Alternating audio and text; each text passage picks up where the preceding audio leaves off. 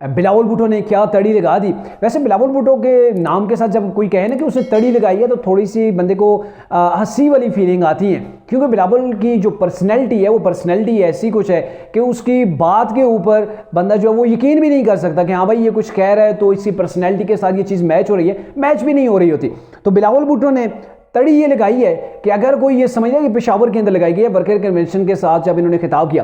انہوں نے یہ کہا کہ اگر کوئی یہ سمجھتا ہے کہ پاکستان کے اندر زبردستی کسی پرائم منسٹر کو بٹھا دیا جائے گا تو یہ ان کی غلط فہمی ہے۔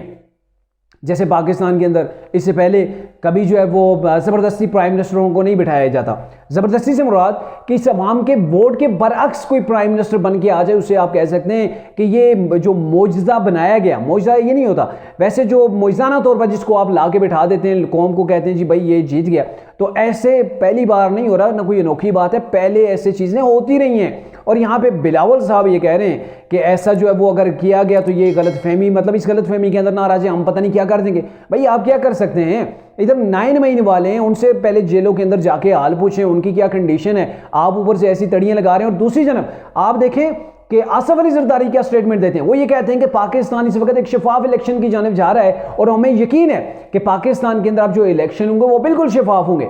باپ کہہ رہا ہے کہ پاکستان کے اندر شفاف الیکشن ہونے جا رہے ہیں، بیٹا خدشات کے اوپر بات کر رہا ہے کہ پاکستان کے اندر کہیں ہمیں خطرہ ہے کہ کوئی ایسی گورنمنٹ اٹھا کے نہ بٹھا دی جائے، کسی ایسے شخص کو پرائم منسٹر بنا کے نہ دیا جائے جو ووٹ اتنے حاصل نہ کر پائے۔ مطلب یہ وہ ان کا وار جو تھا وہ صرف نون کے اوپر تھا، نواز شریف کے اوپر تھا، کیونکہ وہ کہہ رہے ہیں نا 70 سالہ بابوں کو جو ہے وہ آپ گورنمنٹ نہ دیں، مجھ جیسوں کو آزمائیں۔ جیسے پہلے ایک جو ہے وہ پاکستان کے اندر پروجیکٹ جو تھا وہ بڑا ہی کامیاب رہا نا، جس نے 4 سال لگائے، پھر سڑکوں کے اوپر آیا اور اس کے بعد اس نے اتنے پنڈورے بکس کھولے، اتنے پروپیگنڈے، اتنی سازشیں شروع کی۔ میرے خیال ہے پاکستان کی ہسٹری کے اندر بھی آپ کو ایسا کوئی بھی شخص نہیں ملے گا جو اتنا جو ہے وہ کنٹروورشل رہا ہو۔ میں عمران کی بات کر رہا ہوں۔